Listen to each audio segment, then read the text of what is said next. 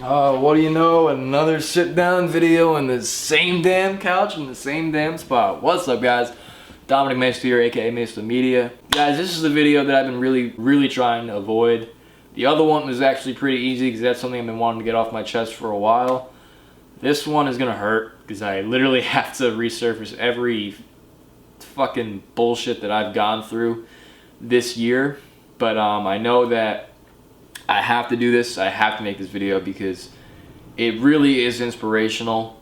I feel like it will help someone to see that there's a light at the end of the tunnel despite all the bullshit that, you know, people go through. So yeah, let's just get right into this video. This video is gonna be all over the place. I don't know how long this video will be. I'm gonna try to speed things up. I'm trying not to get too into detail, but yeah, some of you guys who follow me on Twitter may have seen, you know, snippets of things that have happened. You know, like obviously my dad passing away, my setup being destroyed, my life in the back of a car more than 5 times.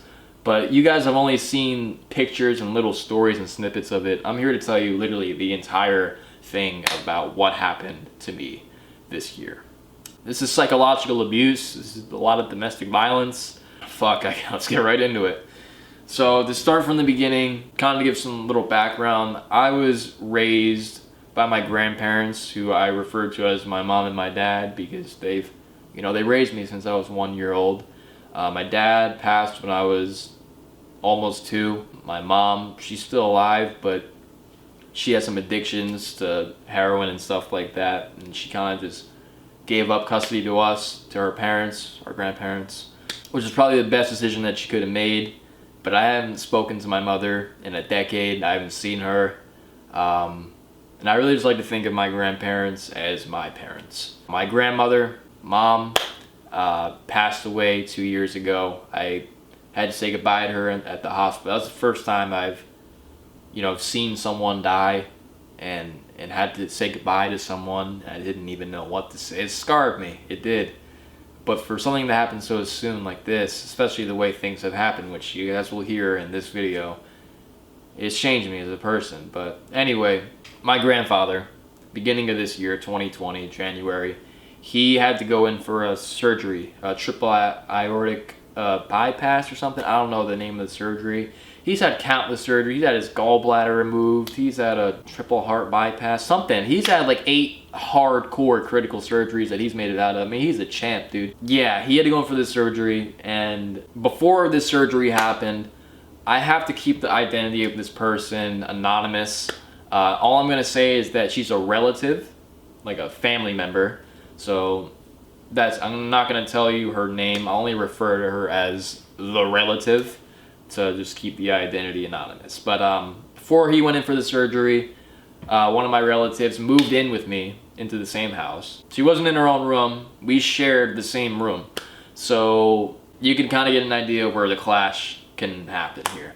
To make the matters worse, this relative had a very bad drinking problem, really bad alcoholism. Me or my grandfather, who agreed to let her move in, didn't know how bad this problem really was. Granted, my grandfather has never really seen it as bad as I have because he was in the hospital.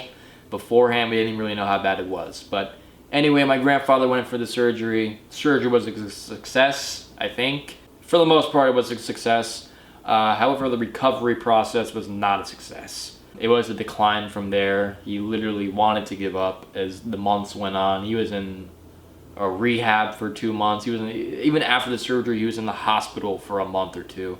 And the coronavirus hit right. I remember, man, the day that the surgery was over, coronavirus hit hard. It hit the USA hard.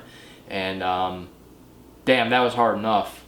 But I remember right after my grandfather went into surgery is when I really started to notice some heavy alcoholism by my relative. And I remember one day I was going into work, and I was getting ready to go to work, and I didn't have my license at the time, and one of my friends, Pat, was picking me up to go to work. I guess I did something to piss my relative off, and she wanted collateral damage. I guess I paid for something on the wrong card that I wasn't supposed to. It was just a freak mistake. And she wanted collateral damage. And I'm pretty sure I told her, but I was buying, but you know, drunken state and all. So she wanted collateral damage. So I was about to leave for work, and she's arguing with me about this collateral damage, and she says that she needs collateral. So she starts walking towards my computer. And we all know basically what's going to be happening from there. But trust me, it gets much worse. So she starts walking towards my computer. I start defending my shit, obviously. I started yelling. I've never yelled as loud as I did that day. And to yell at a family member, a fucking family member, it hurts, man. It's, I get a feeling in the pit of my stomach just thinking about it. So she starts coming at me, trying to destroy my computer. I have to block her. She elbows me in the face. She pushes me. Things are getting physical at this point. Hands are being thrown. And she will decline this. She will deny all of this. But I was the one that was sober. I was the one that knew what happened. I had to basically call out of work. And it's awkward enough with her being on the other side of the room. I literally had to sit and guard my shit until someone came to the house, which my ex-girlfriend at the time was supposed to be coming from Buffalo to spend the week. I told her not to. I told her texting her what was happening. She insisted on coming anyway. So she came, and I was also in the process of moving upstairs that day because I was tired of her drunken behavior. So, you know, slowly, one piece at a time, just to really get things up and moving and, you know, make sure she didn't destroy anything. And she was passed out at some periods. So when she was passed out, you know, I was trying to move my desk upstairs, my computer, and, you know, finally my ex came I'm just gonna call her my girlfriend because that's what she was at the time. But finally my girlfriend came, and we got everything up in the new room. I don't know why. I didn't think that she would wake up. I don't know. I guess it just wasn't thinking, but we ran to Home Depot to go get a lock for the door, which I guess one of us really should have just stayed back and got the lock just to be safe. I guess it's because, you know, I felt bad for, you know, literally my girlfriend coming all the way from Buffalo, flying, and then having to deal with this.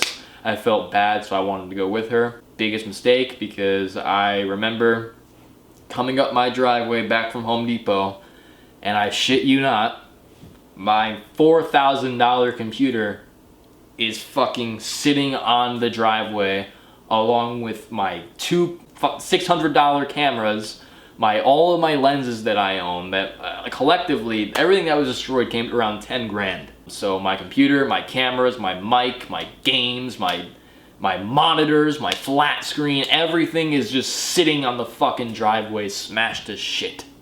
And for me, you can even ask Alexa, my ex-girlfriend. When that happened, dude, I was ready to commit murder. I was ready to commit murder. She saw it in me, dude. I was ready to walk in there and fucking stab her.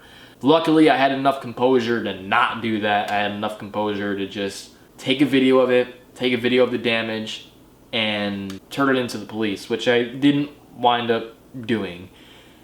I learned about me that you can stab me in the back so many times and I won't do anything to you. I'm just that kind of person where I'll let you stab me in the chest.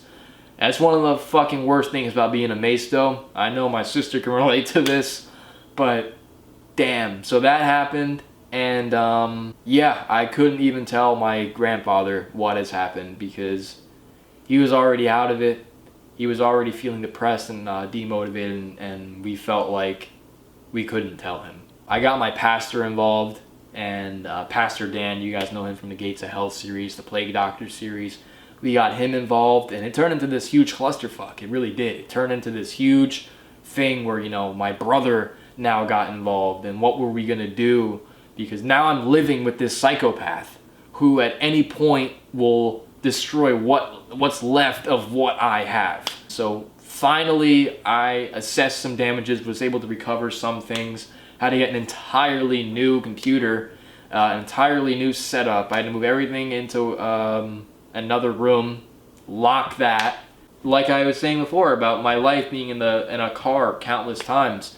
There's times where I felt like I wasn't safe in that house, where I as a person felt like I was going to be hurt. So I literally had to take everything that I owned, put it in the back of my ex-girlfriend's car and go to Buffalo. I thought I was gonna be living in Buffalo for something, leave my life behind because of my relative. So at least 10, 15 times I was doing that, moving from state to state, back and forth in fear of what could happen. Because I'll tell you right now what happened with my setup being destroyed and everything that my life savings basically, that scarred me. And I thought that scarred me. Just wait till we get into what happens next. My grandfather finally comes home. But he comes home and gets even worse. Physically and mentally. I think he was gone. I think he was gone from the point that he came home. And, it came to the point where he basically said that he was ready and he wanted to die. And at that point, there was nothing we could do but respect his wishes. And I remember on the death certificate, it said some reason that the reason of death, and I know it was total bullshit. I knew that he just gave up, and I like to think that he didn't. I like to think that death certificate is true, but even the doctor said it himself that he could have made it out. But basically, he gave up. He was done. I think once he found out about what was going on in the outside world with the pandemic, with missing his wife, I think that he was ready. I like to think that it wasn't even him giving up. I think that it was just, he was ready. I think he knew it was time. But anyway, he came back and he progressively got worse. We had to call hospice to come in. And they basically walked us through like the final stages of death and stuff like that. And I was his aide. I took care of my grandmother in her final days. I cleaned her, I bathed her, I made her food, I did everything for them because they did everything for me. And so I had to clean my grandfather's shit, feed him, everything in the final stages of death. And I watched him die. I watched him deteriorate. I had to clean the spit and saliva and the junk out of his mouth, ice his head so he wasn't sweating. I tried to make his last week or two as comfortable as possible, but unfortunately my relative was still living there, still in the picture. She was still drunk. She was still as bad as she was trying to hide it the best she could the first couple days that he was back home. But once she saw his decline, she lost it. She was getting drunk. She was crying on him all day, every night. She would take her little dog and put it on his stomach. I would hear him in pain, and I had to basically remove her from the situation, which is dangerous. It was very dangerous, especially since what she's done to me. So, I'm fearing for my dad's last week on earth to not be with, my relative crying all over him, hurting him with a dog on him. I literally am in the next room over, and all I hear is my dad crying, begging for her to go away and just let him die in peace, or just, rest in peace. And I had to make one of the hardest choices I ever had to make. Was I had to leave. I was either gonna really hurt her or something bad was gonna happen. And I made the choice to leave. I made the choice to just go away for a few days. When my relative wasn't in the room, I went in and I said my goodbyes to him. I thanked him for being the best. It was a goodbye. I'll never forget how depressed he was when I left. I'll never forget the sadness in his voice. But I knew that I would hurt her if I stayed. So I left. I went to Buffalo with my girlfriend at the time. And I had a security camera in my room, so it captured audio throughout the hall in the room next door. I can hear almost everything going on in the house. I can hear my dog there. So I felt like I still, in a sense, could control the situation from Buffalo. I got to kind of get my mental state back a little bit, but that guilt was eating me alive of what I did, leaving my dad with a drunken woman who was a hazard to not only herself, but anybody. While I was in Buffalo, I was trying to call the police to take her away. At this point, I didn't care about the repercussions for her. I felt like she made her decision. I felt like she could rot in jail. She could do whatever. She already had a DWI. Like, at that point, I didn't care. The police, I finally got in touch with the police. Adult Protective Services? I don't know. I forget the name of the agency, but, the police finally showed up, did a wellness check, and I don't know why the police didn't remove her from the house. I guess there was legally no wrongdoing. I don't know how they didn't find alcohol or anything. She hides it very well, but I mean, they didn't remove her, and after like a week or two of basically everybody in my life telling, one of my other siblings to get involved, finally I think she sobered up. And but before that happened, my friend Dave from the series, Plague Doctor, all the series, he calls me and tells me that my dad passed away. And that moment of regret hit me like a fucking brick to the head. I remember collapsing to my knees and bawling my eyes out. I have never cried so hard in my life. I mean, gosh, I was a mess. And only to figure out 20 minutes later, I get another phone call that he's still alive. He's still alive, and that my relative just thought he was dead. Posting on Facebook, letting everybody know that he's dead and he's still alive. How fucked up can you be? How fucked up can you be as a human being?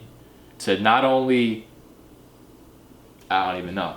Anyway, so I finally made the decision to go back home. I take a flight back home. She's sober at this point. I feel like enough people convinced her to be sober for his last days. And we just stayed away from each other. I did most of the, watching him and, being there for his last days. And I'll tell you right now that watching him die was one of the hardest things I've ever had to do, and it changed me as a person. I remember my girlfriend at the time came with me back on the flight, and we were taking shifts every night, checking up on him every single hour. Every hour we, took shifts to check up on him. And 4 a.m. one night, I woke up, and I remember his breathing, man. His breathing was like giving out. The last few stages of death are like glassy, teary eyes, and the breathing is like dragged. I can't even describe it. But I remember going out into the hall, and I didn't hear that breathing anymore. I didn't hear nothing.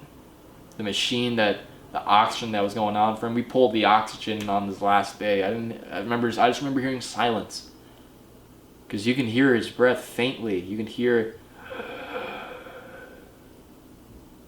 You hear nothing. I knew what I was walking into. I knew that he was gone before I even stepped into the room.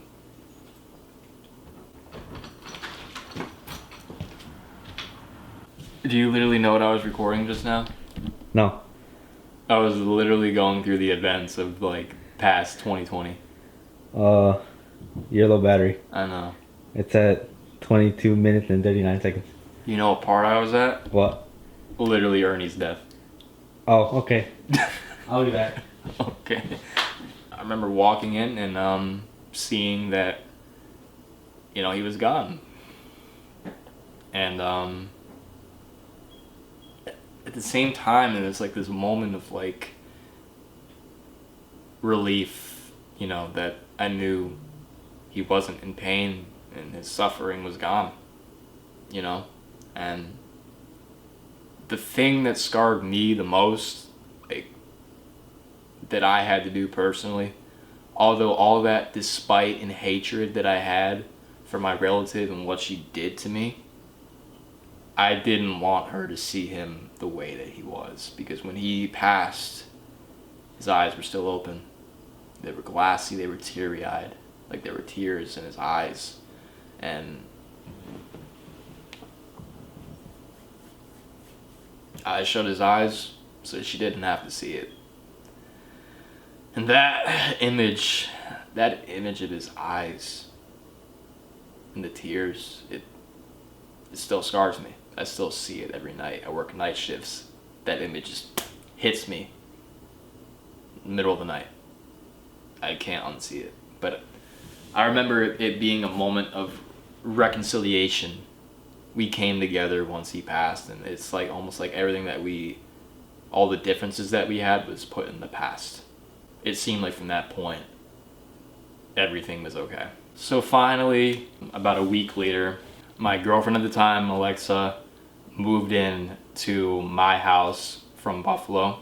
So she moved her entire life from Buffalo into my place. I mean, we literally went to Home Depot.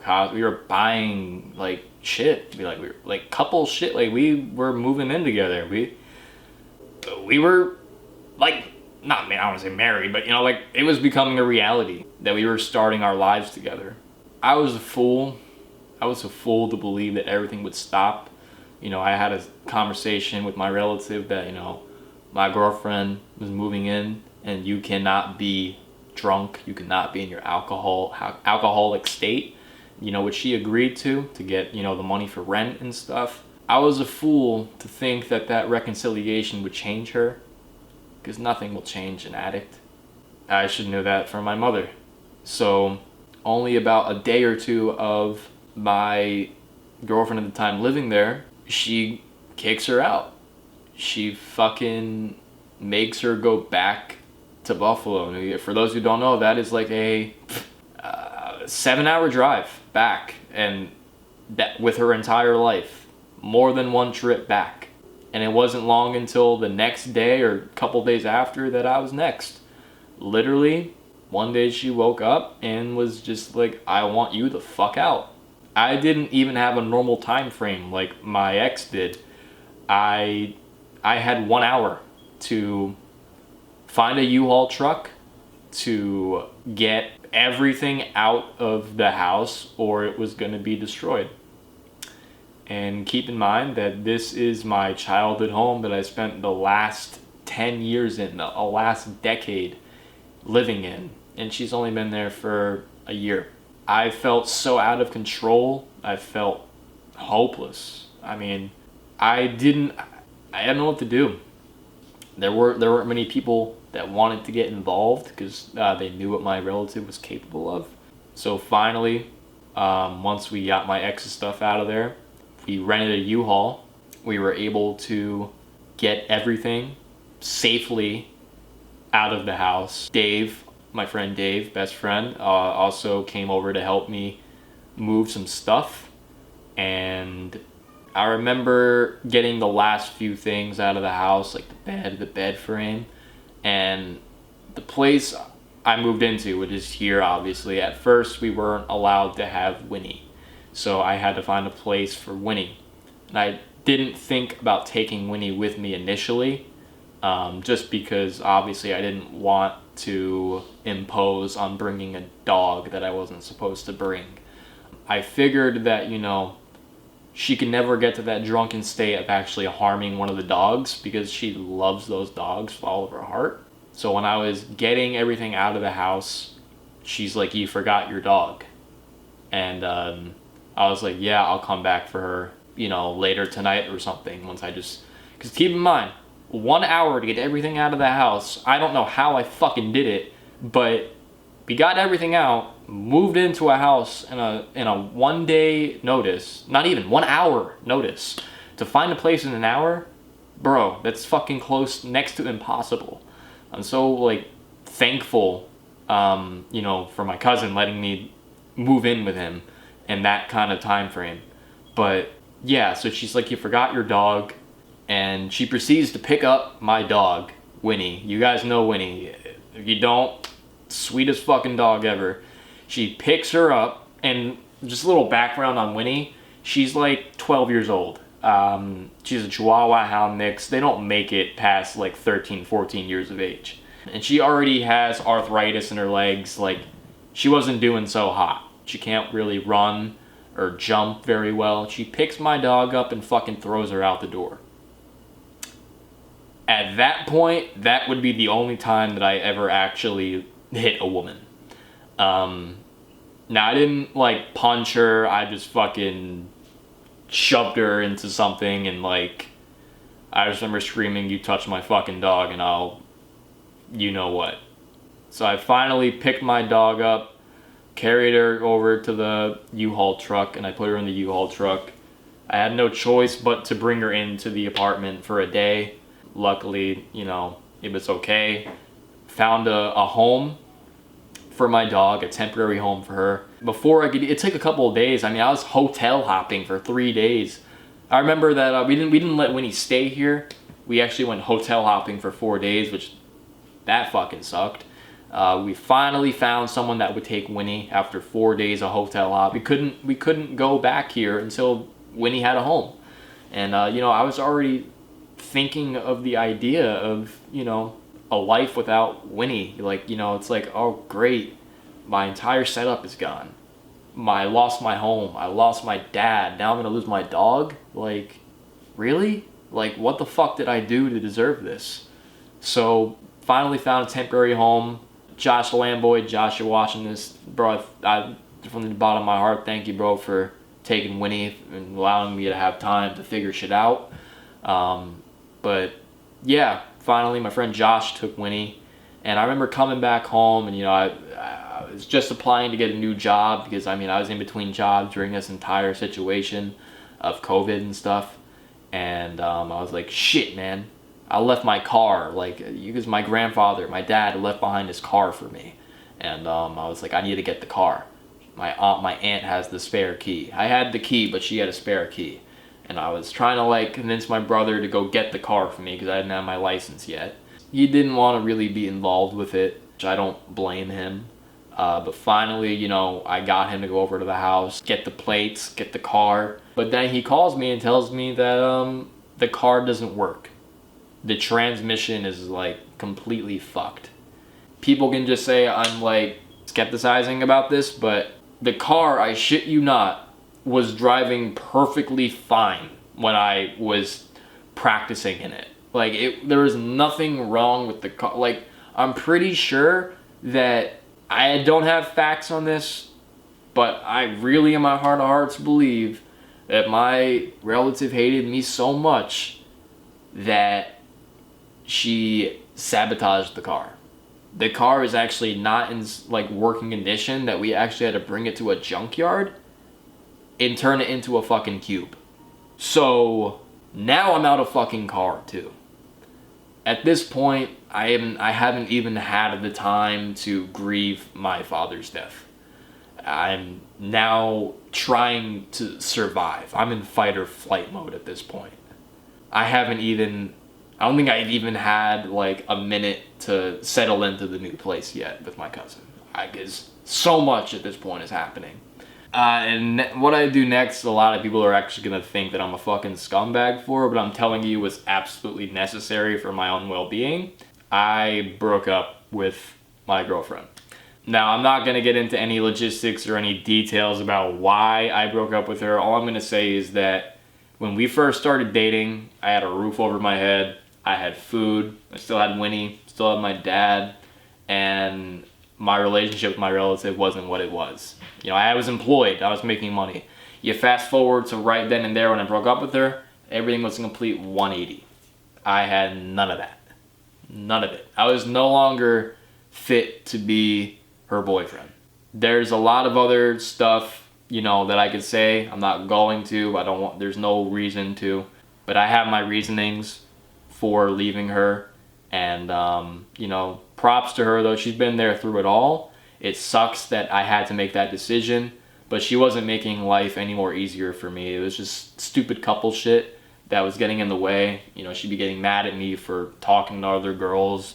Not like that way, but I mean just like there's a lot of insecurities, and you know, to me that was the least of my like worries after everything that was happening. And I was like, you know what, fuck this, I'm not dealing with this. I can't deal with any more of this bullshit, or I can't add any more unnecessary additional stress. So I had to erase her from the picture, unfortunately. And you know, I will say that I never intended for our relationship to be what if none of this happened, I feel like we would probably still be together. But unfortunately, things that happened did happen. Things did unfold the way they did. And, you know, that's just how the cookie crumbles. That's just, you know, the universe. But now to get to more of the inspirational and more good, uplifting stuff here, I finally got my job, walking distance, literally across the street. Then I finally got my license. And, yeah, you know, I was 22 without a license for the longest time. I genuinely had a phobia of driving. I was scared. And, you know, that was my dad's dying wish, was for me to get my license. And, you know, I'll never forget that feeling when I passed the road test here in Jersey. You know, the sun just started fucking beaming. I knew it was my dad. And it was one of the best feelings ever. And I knew that I made him proud. And I promised him on his deathbed that I would. So it was one of the best feelings. I finally got a job, got a license, and then I got a new car, which winded up fucking shitting out on me like a month later, of course. But then I got a new car, and yeah, so now I got a new job, I got a license, I got a car. Things are looking up for me, and then I finally got Winnie back. So now my child, my joy in this world, Winnie, is back in my life. So everything's coming back together now. And you know, right before the pandemic hit and my grandfather went into the hospital, we had Endgame that was going on. And it had to be canceled because of the pandemic, of course. So filming resumed right around the time that Winnie came back to the house. And we wrapped Endgame. We fucking did it. If most people have gone through what I have, I don't think they'd be able to finish something like that. I think most people will put a fucking gun in their mouth. I honestly think. I've talked to a lot of people, and they tell me that like I'm an inspiration to them. To me, it's like, that's cool, but I'm not trying to be an inspiration. I'm glad that I am to some people, but I'm just fighting to survive. I don't give up. It's what my grandfather taught me.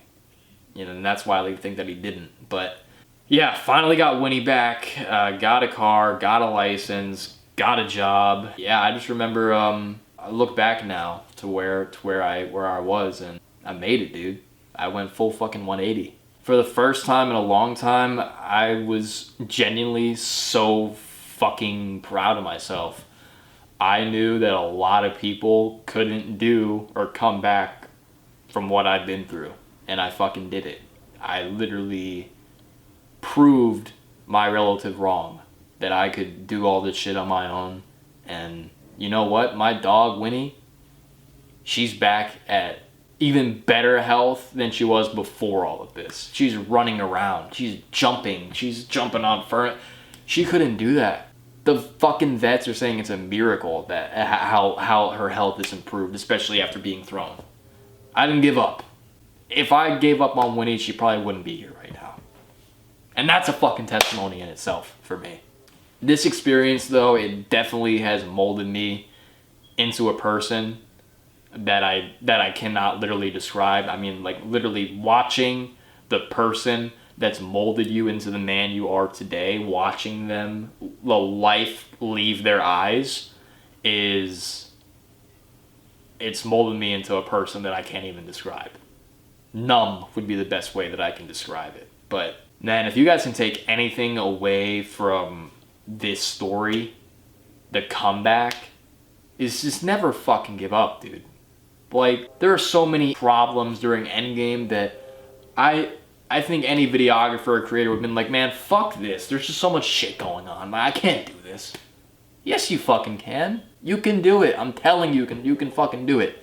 Just set your mind to something and don't give up. That's all you need. And as far as like the whole family aspect, love is fucking everything, dude. hold on to your family, and any problems that you have, set that shit aside, hammer that shit out, because family is everything, dude. I'm so fortunate to have like my cousin and my sister and their family that stepped up for me, like after all this shit. I wouldn't be at the mental state that I am now. I'm just now getting to the point where I can be in front of the camera again. I'm just getting to the point now where I can make content again. And this shit happened in March, February, March. It's taken me almost a year to become this new person who sees life an entirely different way. So, most importantly, take the time for yourself. If you're going through something, know that you're not alone. Hell, my DMs are open. Reach out to me. I'm someone that you can talk to. I've seen a lot. I don't want to fucking act like I'm bigger than anyone, but like, I've seen a lot. I've been through a lot. If any of you are struggling, I'm here for you. Fucking DM me. Like, I'm a message away. But moral of the story, never give up. Hold on to love. Love's everything.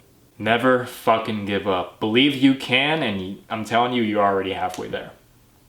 Well, guys, that was mostly everything that's happened. I left some things out just for personal reasons that you guys don't need to hear about. But I mean, for the most part, that is what my life has been from, January 2020 to like late August. Still, I'm not saying I'm completely okay. I mean, I'm still suffering from some of the backlash, man. Like, this shit's changed me as a person. I've seen things that, I'm not going to be able to come back from for a while.